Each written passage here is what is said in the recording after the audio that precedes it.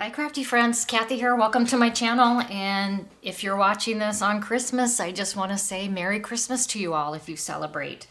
So I'm an independent Stampin' Up! Demonstrator out of Minnesota, and this video is going to be catered a little more towards new craft makers. I mean, anyone can watch this and hopefully learn from some of my mistakes is basically what I'm doing in this video today.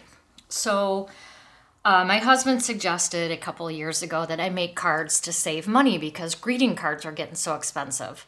Well, I did not save money.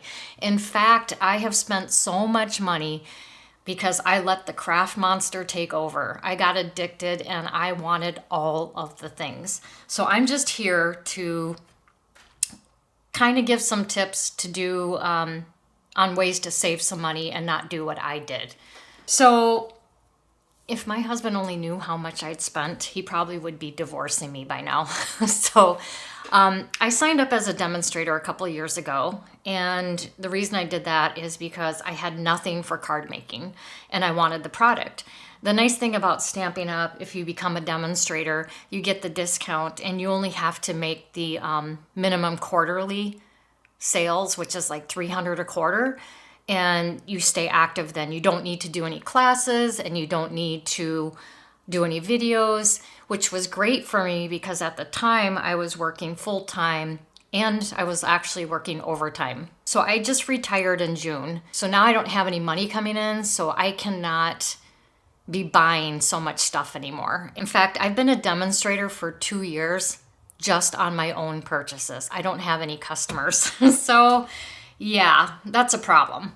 And while I would love to have customers, if you are interested in any of the things I show in this video, or if you need any product, I would love it if you shopped with me through my link. However, my video, I'm not a seller, I'm a buyer, clearly. But if you are interested in any products, I will have a link where you can shop with me below. But my video is more about trying to save money. So let me just talk about ink pads for one. When I started my Stampin' Up! Collection, I went all in. I bought every single ink pad color there was. You do not need all of these ink pad colors. In fact, some of them I do not use at all. So let me just give a little tip on if you're just starting out, this is what I think you should do. Don't do what I did. Pick one shade of like a red. Pick one color from the rainbow or one of every color from the rainbow. So like with this real red, I can get a couple different shades out of this by one, if I want a lighter shade, just use a lighter hand when you're blending. And you can also do the stamp on and off technique where if you want a lighter shade, you would stamp off the product or off the project onto like a scrap piece of paper and then go on it again a second time and you're going to get a lighter shade. But if you want the darker shade, just stamp directly on your project. One thing I will recommend though is when you do buy your colors, make sure you get the refill. And the reason I say this is I used to scrapbook about 20 years ago and I had a few Stampin' Up! Ink pads. But I had to throw every single one of them because I never used them. They were 20 years old and I didn't have the refills and they maybe didn't have the same colors anymore. So if you get this, then it's going to last you. Even if Stampin' Up! Discontinues or retires the item, you're still going to have it and you'll be able to refill it. So I would recommend that. But again, if you're not even sure if you like a color, maybe start with the ink cubes because those are smaller and more cost effective. And then if you really like them, then I would invest in the full size pad. So my issue is that I don't just do Stampin' Up! I've collected ink pads from so many other companies and I have a ton of them, which I'm going to end up donating most of them. I'm trying to save you from that. I love all companies, not just Stampin' Up!, but pick one or two that you really love and then stick with all those. You don't need all the colors. Okay, the other thing I wanted to talk about, if you're a beginning card maker, before you even start buying stuff, check into the kits because a kit is a great way to start. If you don't know what you're doing, you don't know what you need, kits are very versatile because they have everything you need to create a project. And that way you can see if you even like it before you start buying a bunch of stuff. Paper Pumpkin is a subscription through Stampin' Up! Those are great too because sometimes they have ink cubes. I'm not sure if this kit for sure doesn't have any stamping. This is all like paper stuff. But some of the kits have ink pads in them and stamp sets. And then if it's a kit you're buying, if it's your first one, I think it even gives you the block to put your stamps on. Like this kit here is a Brighten Your Day kit. I haven't opened it yet, but it's got projects here for these beautiful cards. And then if you don't want to make it this way, you can change it up and do whatever you want, but they give you the instructions. So this is great for if you're just getting into it and not sure what to do. And actually, when I first started making cards, I started with the paper pumpkins and I made all of their cards that they had in the instructions just to get used to doing it. So that's a good option for starting out. You know, wait to buy your supplies. Wait to make sure you know what you need and what you like. One of the other mistakes that I made was blending brushes. Now, I don't have any Stampin' Up! Blending brushes. I bought these from Amazon.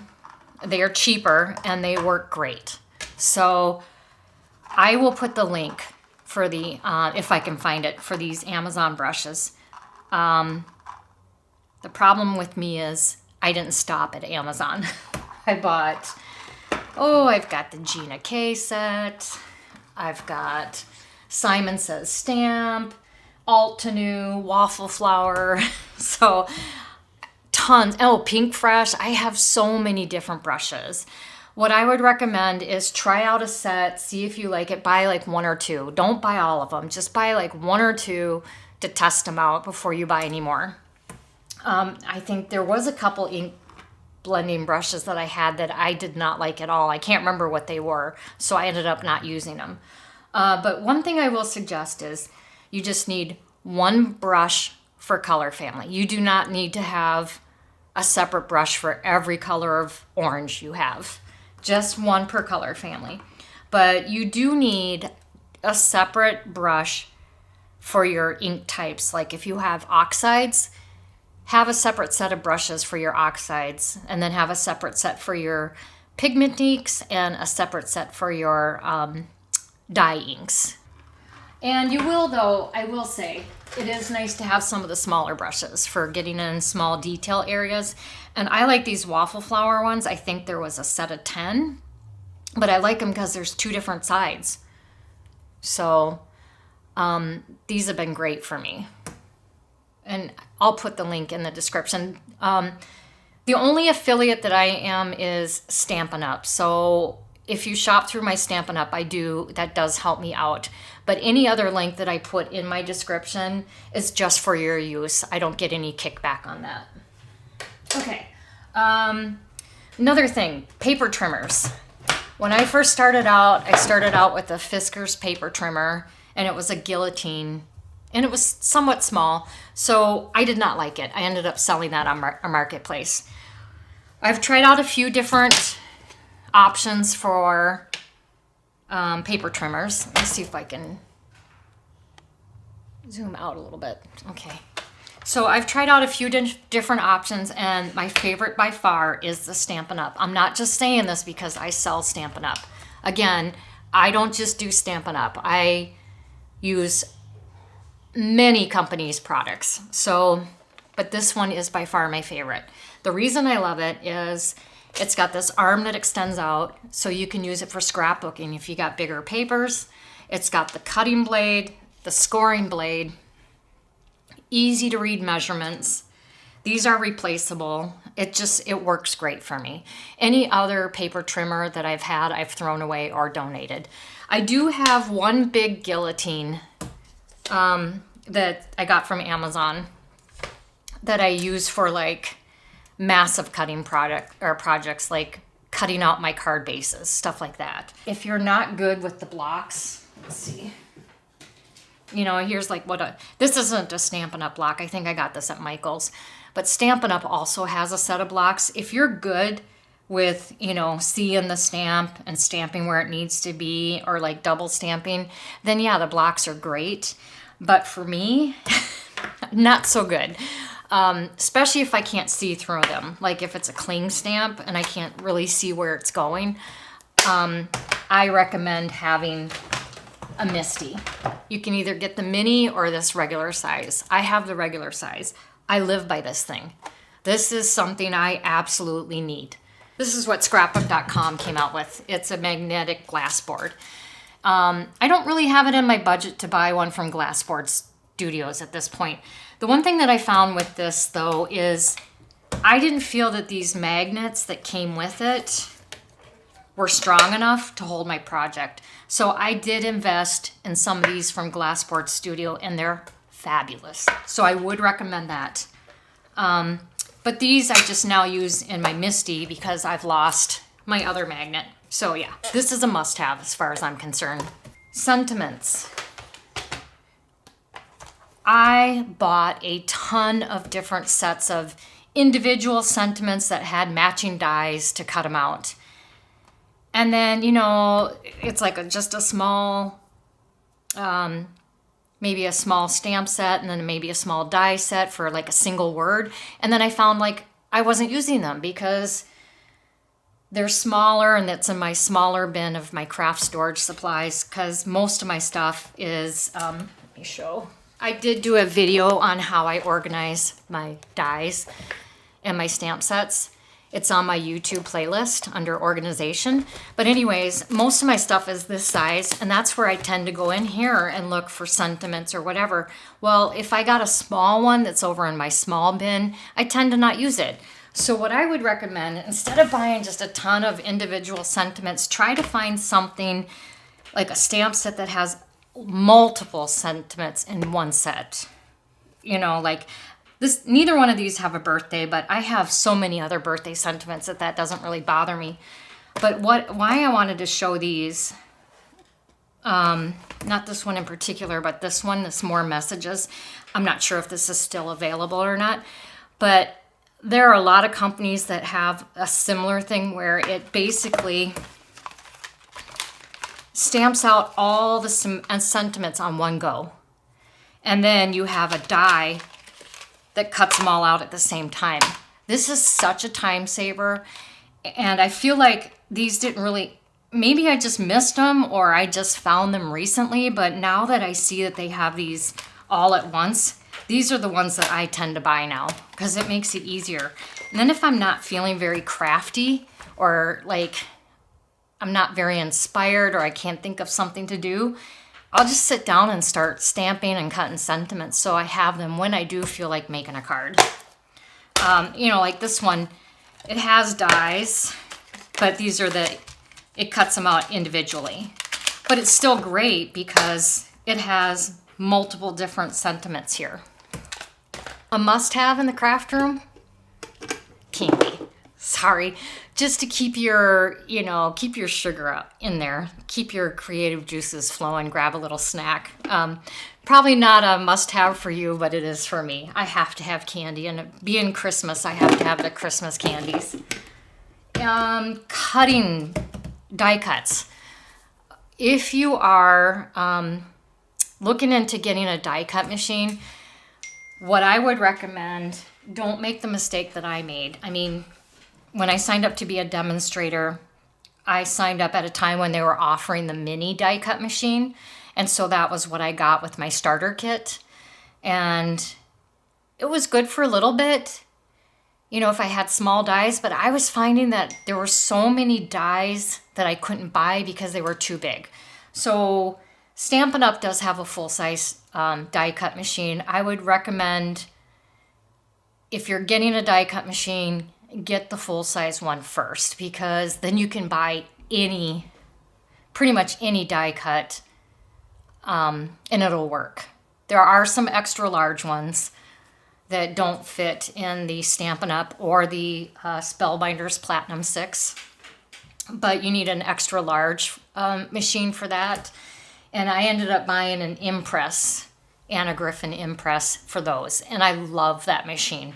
So I don't have the Stampin' Up! One die cut machine, but I have the Platinum 6. And the reason I bought the Platinum 6 is because I do like the Better Press and I do like the Glimmer hot foil system. And I can use both of those with my spellbinders. Talk about pattern papers. If you watch my videos, I'm a paper hoarder. So I have way too much pattern paper. In fact, I hardly use any of it. I love it. I think it's beautiful, especially Stampin' Up's pattern papers. High quality and they're gorgeous. But if you want to save money and not be investing in a lot of pattern paper, let me just get one to show you. Like here's one that I don't think they're even offering anymore at Stampin' Up. But you know, if you're finding that you're buying stuff because it has stripes and polka dots, like you love that, well, instead of buying a bunch of different colors of pattern paper that have stripes and polka dots, buy a stamp set and make your own. I have a few now that make stripes like this, and I have a stamp set that actually does the dots too. So you can make your own pattern paper and then you can choose any color you want. Same with florals. If you like, you know, floral backgrounds for your pattern paper, just take a flower stamp and position it in different ways on your paper to create your own pattern. So at the beginning of the video, I did post some videos of my craft room just to show you how much stuff I have that is so not needed. So, let me think. I'm sure I'll think of something after I do this video, so then I'll end up just posting another video, but I just wanted to put this together just to give you a few tips on how to save some money. Hope that I get some Stampin' Up! Customers, but again, I'm not a pushy Stampin' Up! Demonstrator.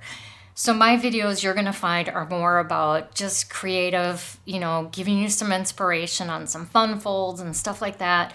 But really, I'm about trying to save you money because I don't want you to make the same mistake as me. So if you like this video, please give it a thumbs up. And if you want to see future videos on card making and organization, then please hit the subscribe. Thank you for watching. I appreciate you. Have a great night. Bye.